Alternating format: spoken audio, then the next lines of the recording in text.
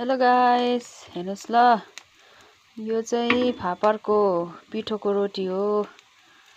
अन्त यसो हेर्दाखेरि चाहिँ कोदोको पिठो जस्तो पनि देख्दो रहेछ, तर यो कोदोको चाहिँ होइन। यो चाहिँ फापरको हो।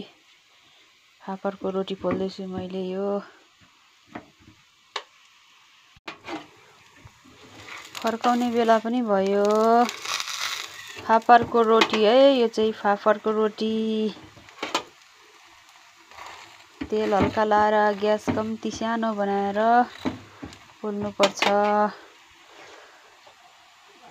कोले खानु भएको छैन, यसो ल्याएर मजाले बनाएर खानुहोस्, एकदमै राम्रो हुन्छ। भयङ्कर भिटामिन हुन्छ, दबाई पनि हुन्छ। रेडी पनि भइसक्यो। अब यो बदामको अचारसँग टक्कै फापरको रोटी खाँदा कस्तो चाहिँ हुन्छ ल गाइस।